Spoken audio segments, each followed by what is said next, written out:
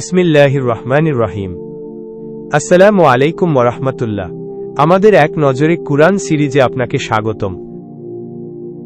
আপনি কি কল্পনা করতে পারেন ৬০,০০০ সশস্ত্র সৈন্য আর বিশালকার সব হাতি নিয়ে একটি বাহিনী পবিত্র কাবা ঘর ধ্বংস করতে আসছে, আর তাদের থামানোর মতো মক্কায় কোনো সেনাবাহিনী নেই?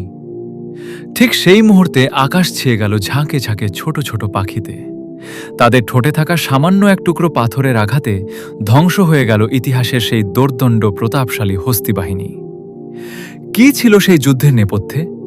কেন আব্রাহা কাবাঘর ভাঙতে চেয়েছিল? আর এই সূরার ভেতরে এমন কি গোপন রহস্য লুকিয়ে আছে যা আমাদের অনেকেরই অজানা? আজ আমরা আলোচনা করব পবিত্র কুরআনের ১০৫ নম্বর সূরা, সূরা ফিল নিয়ে। এই কয়েক মিনিটের ভিডিওতে আমরা এই সূরার ইতিহাস, গভীর রহস্য এবং আমাদের জীবনের জন্য শিক্ষা নিয়ে বিস্তারিত আলোচনা করব। শেষ পর্যন্ত সাথে থাকুন, কারণ ভিডিওর শেষে আমরা এই সূরার একটি গোপন চক্রান্ত বা কাইদ নিয়ে কথা বলবো, যা আপনাকে অবাক করে দিবে। সূরার পরিচয়। সূরা ফিল পবিত্র কুরআনের ৩০ নম্বর পারার একটি অত্যন্ত গুরুত্বপূর্ণ সূরা। নাজিলের সময় এটি একটি মাক্কি সূরা, অর্থাৎ রাসূল সাল্লাল্লাহু আলাইহি ওয়াসাল্লামের মক্কি জীবনে এটি নাজিল হয়েছে। নাজিলের ধারাবাহিকতা অনুযায়ী এটি ১৯তম সূরা, কিন্তু বর্তমান কুরআনের বিন্যাস অনুযায়ী এটি ১০৫ নম্বর সূরা। আয়াত সংখ্যা। এই সূরায় মাত্র ৫টি ছোট ছোট আয়াত রয়েছে, কিন্তু এর অর্থ ও প্রভাব অত্যন্ত গভীর। এর আগে রয়েছে সূরা হুমাজা এবং পরে রয়েছে সূরা কুরাইশ। নামের রহস্য। এই সূরার নাম কেন ফিল রাখা হলো? ফিল শব্দের অর্থ হল হাতি। এই সূরার প্রথম আয়াতে আল্লাহ তাআলা আসহাবুল ফিল বা হাতিওয়ালাদের কথা উল্লেখ করেছেন। তৎকালীন আরবে হাতি একটি বিরল এবং শক্তিশালী প্রাণী ছিল। আব্রাহার বাহিনীতে অনেকগুলো হাতি ছিল বলেই ইতিহাস ও কুরআনে এই ঘটনাকে হাতিওয়ালাদের ঘটনা এবং সূরার নাম সূরা ফিল রাখা হয়েছে। শানে নুজুল এবং নাজিলের প্রেক্ষাপট। এবার চলুন ফিরে যাই আজ থেকে প্রায় ১৫০০ বছর আগে। ইয়ামেনের গভর্নর ছিল আব্রাহা। সে ছিল কট্টর খ্রিস্টান। সে লক্ষ্য করল আরবের মানুষ প্রতি বছর মক্কায় কাবার দিকে ছুটে যায়। সে হিংসায় জ্বলে উঠল। সে চাইল মানুষ কাবার বদলে তার তৈরি করা বিশাল এবং জাঁকজমকপূর্ণ গির্জায় আসুক, কিন্তু আরবরা তার গির্জাকে পাত্তাই দিল না। রাগের মাথায় আব্রাহা কসম খেল সে কাবা ঘর ধ্বংস করে দেবে। সে ৬০,০০০ সৈন্য আর এক বিশাল হাতি বাহিনী নিয়ে মক্কার দিকে রওনা হল। পথে সে মক্কার কুরাইশদের নেতা এবং রাসূল সাল্লাল্লাহু আলাইহি ওয়াসাল্লামের দাদা আব্দুল মুত্তালিবের ২০০টি উট লুট করে নিল। যখন আব্দুল মুত্তালিব আব্রাহার সাথে দেখা করতে গেলেন, আব্রাহা ভাবল তিনি বোধহয় কাবা রক্ষার জন্য অনুরোধ করবেন, কিন্তু আব্দুল মুত্তালিব শুধু তার উটগুলো ফেরত চাইলেন। তিনি অত্যন্ত সাহসের সাথে একটি ঐতিহাসিক কথা বলেছিলেন, আমি উটের মালিক, তাই উট ফেরত চাইছি, আর ওই ঘরের কাবার মালিক আল্লাহ নিজেই, তিনিই তার ঘর রক্ষা করবেন। সূরার সেগমেন্ট ও গতিপথ। এই সূরাটিকে আমরা ৩টি প্রধান সেগমেন্টে ভাগ করতে পারি। প্রথম সেগমেন্ট, হাতিওয়ালাদের ওপর আল্লাহর ক্রোধ ও আক্রমণের সূচনা। দ্বিতীয় সেগমেন্ট, আল্লাহর অলৌকিক পরিকল্পনা ও ক্ষুদ্র পাখির মাধ্যমে বিশাল শক্তির পতন। তৃতীয় সেগমেন্ট, অহংকারীদের চূড়ান্ত পরিণতি, চিবানো ভুসির মতো অবস্থা। এই সূরার গতিপথ আমাদের দেখায় যে মানুষের চক্রান্ত যত বড়ই হোক না কেন, আল্লাহর পরিকল্পনার সামনে তা কতটা তুচ্ছ।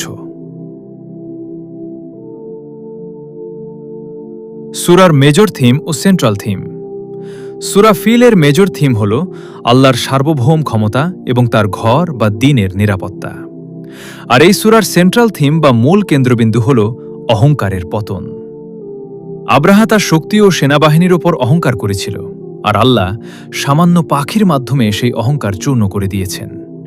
এটি কিয়ামত পর্যন্ত আসা সকল জালেম ও অহংকারের জন্য এক সতর্কবার্তা। আয়াতভিত্তিক বিষয়বস্তু বা ওভারভিউ। চলুন ৫টি আয়াতের সারসংক্ষেপ জেনে নেই। আয়াত ১, লাম তারা কাইফা ফাআলা রাব্বুকা বিআসহাবিল ফিল। অর্থ, আল্লাহ নবী সাল্লাল্লাহু আলাইহি সাল্লামকে বলছেন, তুমি কি দেখনি যে তোমার প্রতিপালক হাতিওয়ালাদের সাথে কিরূপ আচরণ করেছিলেন?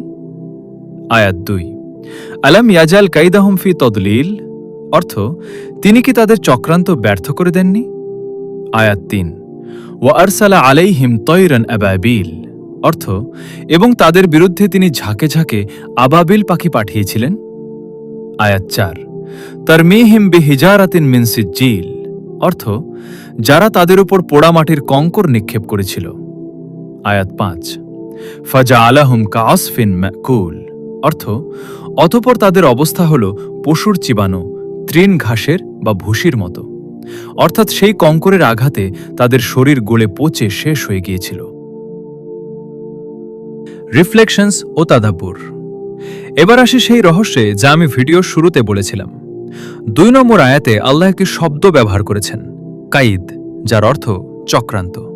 প্রশ্ন হল, আব্রাহা তো প্রকাশ্যেই কাবা ভাঙতে এসেছিল, তবে চক্রান্ত বা গোপন উদ্দেশ্য কী ছিল? গবেষকরা বলেন, আব্রাহার আসল উদ্দেশ্য শুধু কাবা ভাঙা ছিল না, তার গোপন উদ্দেশ্য ছিল মক্কার কুরাইশদের বাণিজ্যিক আধিপত্য ধ্বংস করা। দক্ষিণ আরব থেকে সিরিয়া পর্যন্ত যে বিশাল বাণিজ্য পথ ছিল তা দখল করাই ছিল তার মূল লক্ষ্য। সে চেয়েছিল কুরাইশদের ভীতি প্রদর্শন করে আরবের অর্থনীতি নিজের নিয়ন্ত্রণে নিতে। কিন্তু অন্তর্যামী আল্লাহ তার সেই গোপন চক্রান্ত নস্যাৎ করে দিলেন। শুরু, শেষ এবং অন্যান্য সূরার সাথে সম্পর্ক। সূরা ফিল শুরু হয়েছে একটি প্রশ্ন দিয়ে এবং শেষ হয়েছে তার উত্তর ও পরিণতি দিয়ে। এই সূরার সাথে এর আগের সূরা হুমাজার একটি দারুণ মিল আছে। সূরা হুমাজায় বলা হয়েছে যারা সম্পদের অহংকার করে তাদের পরিণতি জাহান্নাম, আর সূরা ফিলে দেখানো হয়েছে দুনিয়াতেই সেই অহংকারী ও সম্পদশালীদের আল্লাহ কিভাবে ধ্বংস করেছেন। আবার পরের সূরা কুরাইশের সাথেও এর মিল রয়েছে, কারণ আল্লাহ কুরাইশদের শত্রুমুক্ত করেছিলেন বলেই তারা নির্ভয়ে ব্যবসা বাণিজ্য করতে পেরেছিল। ফজিলত, শিক্ষা এবং কজ অ্যান্ড ইফেক্ট। শিক্ষা। সূরা ফিল আমাদের শেখায় যে সংখ্যা বা শক্তির দাপট বড় কথা নয়, আল্লাহর ওপর ভরসাই আসল শক্তি। Cause and effect.